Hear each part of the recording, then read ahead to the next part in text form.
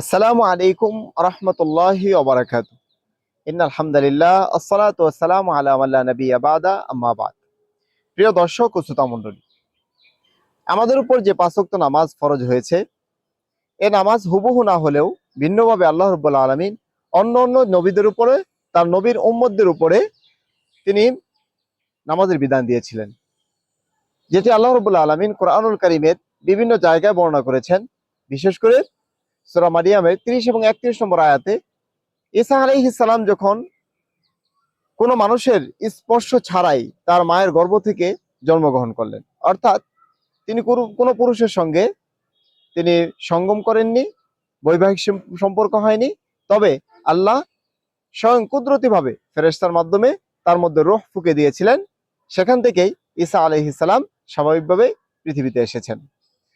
যখন তিনি পৃথিবীতে আসলেন, তখনই তাকে নিয়ে বিভিন্ন ধরনের প্রপাগান্ডা, বিভিন্ন ধরনের কুৎসা রটাতে শুরু করলো মারিয়াম আলাইহিস সালামের জাতি এবং তার গোষ্ঠীর মানুষ। তখন আল্লাহ রাব্বুল আলামিন তার কুদরতের আরেকটি বহিঃপ্রকাশ ঘটিয়েছেন। ছোট্ট ঈসা আলাইহিস সালামের মুখের জবান তিনি খুলে দিয়েছেন। তখন তিনি বলেছিলেন, ইন্নী আব্দুল্লাহ, নিশ্চয় আমি আল্লাহর বান্দা। আতানিয়াল কিতাব, আল্লাহ আমাকে কিতাব দান করেছেন।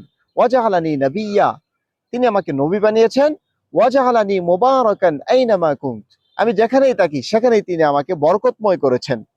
ওয়া আওসানি বিস-সালাতি ওয়াজ-যাকাতি মা দুমতু হাইয়্যা, এবং তিনি আমাকে নির্দেশ দিয়েছেন নামাজের জন্য, যাকাতের জন্য, যতদিন পর্যন্ত আমি জীবিত থাকি। এছাড়াও অন্য অন্য নবীদের ক্ষেত্রে আল্লাহ রাব্বুল আলামিন নামাজের কথা বলেছেন। যদিও আমাদেরকে স্পেশাল ভাবে যে পাঁচ ওয়াক্ত নামাজ ফরজ করা হয়েছে, অন্য অন্য নবীদের ক্ষেত্রে ভিন্ন রূপ থাকতে পারে, তবে নামাজের বিধান অবশ্যই ছিল। এজন্য নামাজ পূর্ববর্তীদেরও বিধান, আমাদেরও বিধান, এবং অনাগত যত প্রজন্ম আসবে কিয়ামত পর্যন্ত এই বিধান বলবৎ থাকবে। এই জন্য আমাদেরকে সালাতকে, নামাজকে খুব গুরুত্ব সহকারে আদায় করতে হবে। আল্লাহ রাব্বুল আলামিন তৌফিক দান করুন।